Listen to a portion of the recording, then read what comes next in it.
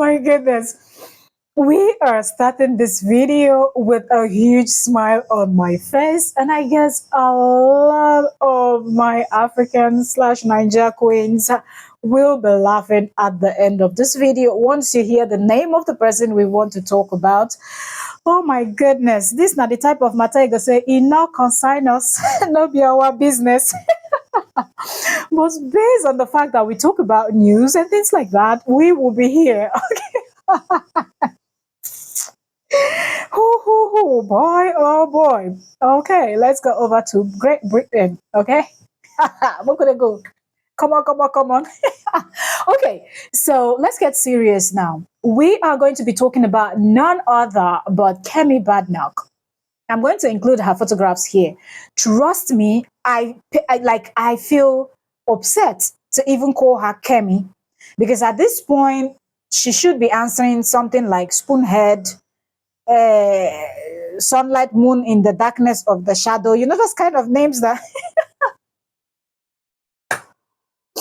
that the people that she's claiming, where she's claiming that she's from, the answer. You know their names now. Why is she still bearing Kemi? Because she said it's not Nigerian. And Kemi, the name Kemi is very Nigerian. Okay, Kemi. So let's talk about Kemi Badenock. Okay, Kemi Badenock. Kemi Badenock. Momo of the highest level. Okay, so y'all know that Kemi, or for those of you that do not know, let me just tell you a quick story about this Kemi Badenock.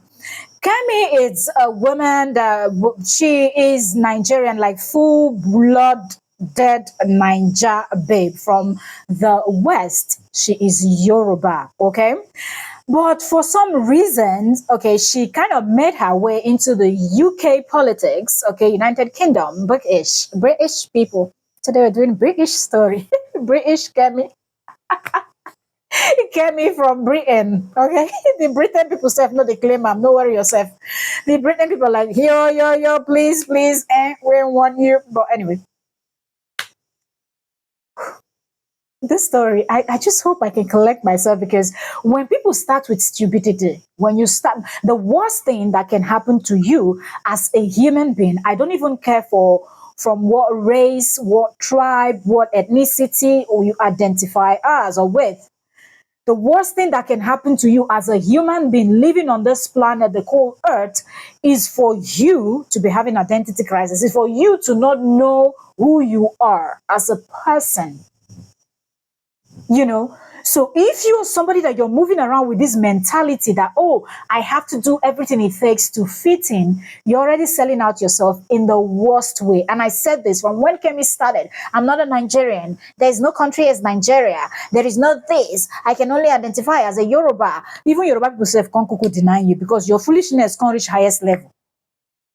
She said a whole lot. Then recently she came out with the story of, oh, how traumatizing. Like she's the only Nigerian out of the 220 million Nigerians that everybody been to school, okay? Even those that their parents didn't have money to sponsor them in university, they've been to secondary school, the high school, okay? You go to the primary and the secondary school, okay? Primary and high school. Some of you call it high school, okay? But in Nigeria, we call it primary school and secondary school. So at least you've been to secondary school. So we've all been through this. And as Africans, one thing, okay, apart from seeing us like, oh, you're like, oh, Afro hair, you know, like in Africa, yeah, Afro hair and the big hair and the this and the that. One thing that people know us with, we are very traditional, into culture, and we are close to nature. No other person does it better than us. That's where life started from. That's where everything started from. So for you to make it a big deal for everyday life, we'll go to farm. People farm. Our forefathers, they've been doing these farming things and eating from farm to like, that's why health and everything is just on point.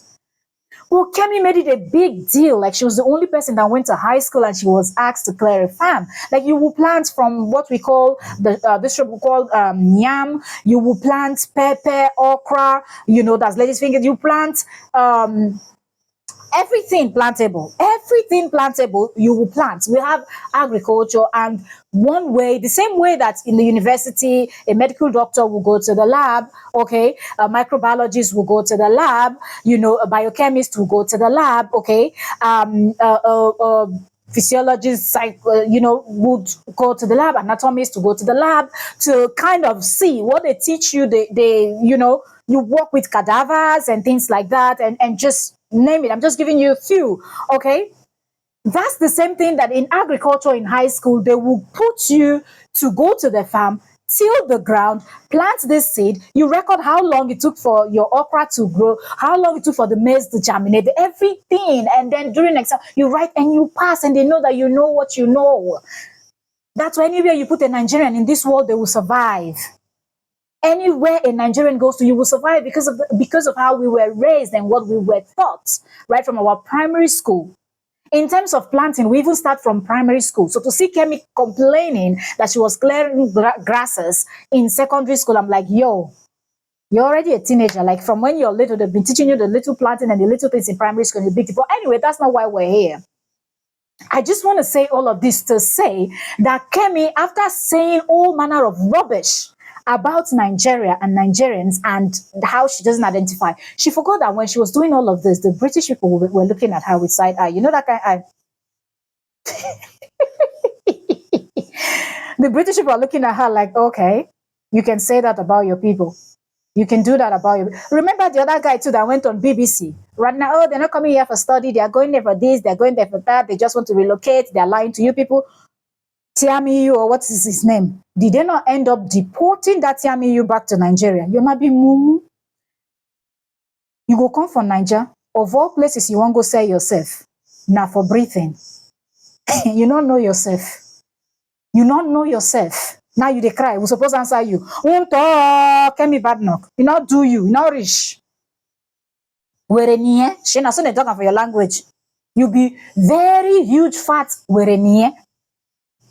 Were of the highest level. Now, Kemi, I will include the screenshot of what she said here. Kemi is now complaining of how she's all of a sudden, Kemi is facing racism in Great Britain, where she's based. When you throw your own people on that bus, you show yourself. All of that, when she was doing that, I said, this one she's doing is just to fit in. She wants the British people to welcome her, love her, say, oh my goodness, how you gave up your own people, how you threw your people under the bus just because you love us and appreciate us so much. Nadia, your mumu rich, eh? They go now. Stay there. Oh.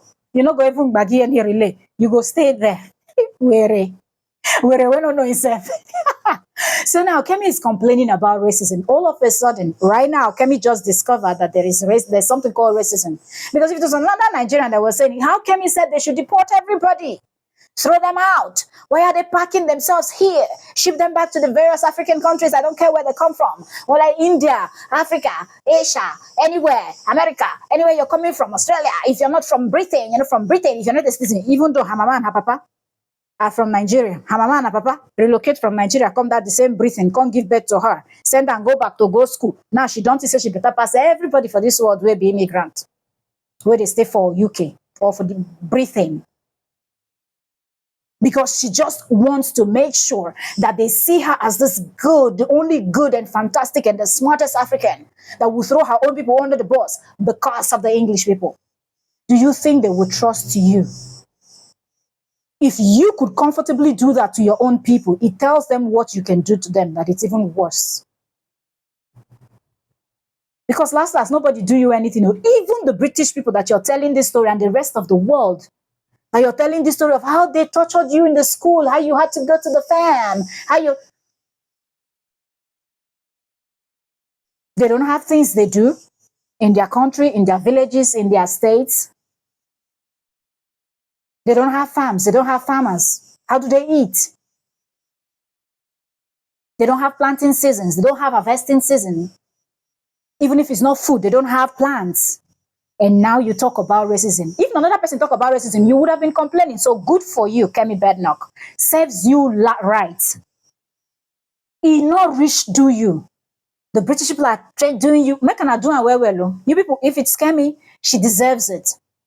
Because when you were insulting your people, dragging your people, you didn't know that the British were watching you. You didn't know that English people were watching you. You thought that you've succeeded.